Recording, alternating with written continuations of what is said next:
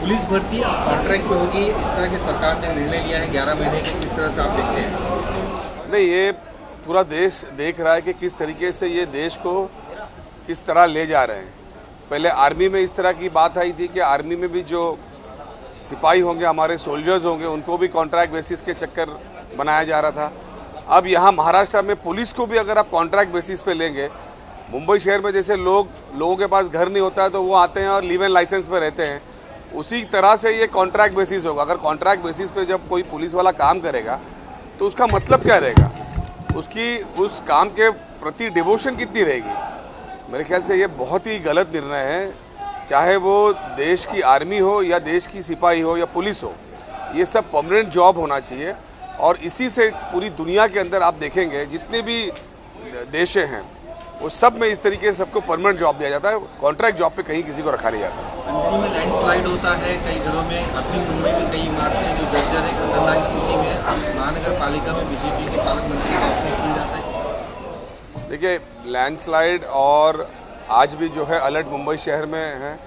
मैंने 2 बार अधिवेशन में ये आवाज़ उठाई कि मुंबई शहर के अंदर जहाँ जहाँ ऐसे जगह हैं जहाँ पे लैंडस्लाइड होने के चांसेस हैं, वहाँ से लोगों को हटाया जाए। जो डिलैपिडेटेड बिल्डिंग है, C1 कैटेगरी के अंदर जो बिल्डिंग है, वहाँ से जो है लोगों को निकाल के कहीं पे सेफ जगह रखा जाए। लेकिन अभी तक का मुंबई शहर में कोई ज़्यादा इस तरीके की कार्रवाई नहीं हुई। एक लैंडस्लाइड हुआ, चलो ये अच्छा हुआ कि वहाँ किसी की जान नहीं गई, लेकिन अगर प्रिवेंटिव नहीं लेंगे, आप खाली जो है पब्लिक के ऊपर ही सारी बातें छोड़ेंगे कि पब्लिक ने अलर्ट रहना चाहिए, तो सरकार की क्या जवाबदारी है, महानगर पालिका की क्या जवाबदारी है। पिछले साल से ज़्यादा हो गया कि चुनाव भी नहीं हो रहे। अब जो है पालक मंत्री जाके महानगर पालिका में अपना ऑफिस खोल रहे हैं, वो खुद जो है नगर सेवक बनने की कोशिश कर रहे हैं, या नगर सेवक के कार्यकाल में जो है नगर सेवक का जो डिस्क्रिप्शन होता है उसके अंदर अपना गदा लाने जा रहे हैं। तो ये बहुत गलत बात है। इस तरीके से महानगर पालिका के अंदर आज तक किसी पालक मंत्री ने अपना ऑफिस नहीं खोला। हम भी मुंबई शहर के पालक मंत्री थे, हम भी चाहते तो कर सकते थे, तभी चुनाव नहीं हुए थे।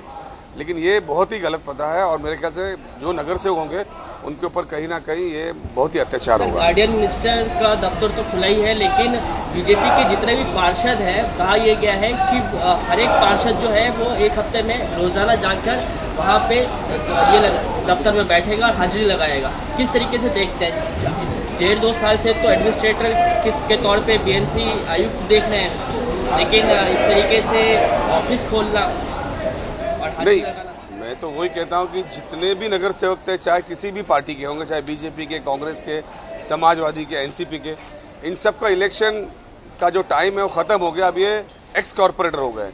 अब भारतीय जनता पार्टी के अगर ऑफिस में जाके एक्स कॉरपोरेटर्स बैठेंगे तो बाकी के भी कार्यालय खोल देना चाहिए, फिर वहाँ के उनको भी जाके बैठेंगे। इस तरीके का कोई प्रोविज़न मुंबई महानगर पालिका में नहीं है। लेकिन ये जो कमिश्नर है ये खुद इतना डरा हुआ है, इसको तो कुछ समझ में ही नहीं आ रहा है। जो आदेश आता है उसको फटाफट करता है। आपने देखा होगा एक DMC का बदली दिन में 2-2 बार हुई, एक वार्ड ऑफिसर को 7-7 दिन के अंदर जो है बदली किया गया है। तो ये एक मजाक बन के महानगर पालिका रह गई है। बीजेपी दबाव डाल रही है, दबाव नहीं डाल रही है, वो अपना काम से अपने हिसाब से चला रही है। कोई कायदा और कोई कानून महानगर पालिका में थोड़ी रह गया है। हिंदी में सवाल कि क्या वो वजह है कि आप अभी तक विरोधी पक्ष नेता नहीं चुन पा रहे, और दूसरा क्या कांग्रेस और एनसीपी में एक तरह से सुलह हो गई है, समझौता हो गया कि ठीक है जितने दिन चलता है चलने दें? सही वक्त पे सही निर्णय लिया जाएगा। आज कोई सभागृह में विरोधी पक्ष नेता नहीं होने से कोई कामकाज रुक नहीं रहा है। सारे CLP लीडर सारी पार्टियों के एग्रेसिव काम कर रहे हैं और आप भी देख सकते हैं कि किस तरीके से सभागृह में विरोधी पक्ष जो है अपनी बातें रख रहा है। मराठी में जाना चाहिए, पुलिस भरतीमध्ये खूप मोठा कॉन्ट्रॅक्टमध्ये असा निर्णय सरकारने घेतला, आपल्याला काय म्हणते? पहिल्या देशामध्ये सैनिकांना कॉन्ट्रॅक्टवरती घ्यायचा प्रयत्न केंद्र सरकारकडून झालेला आहे।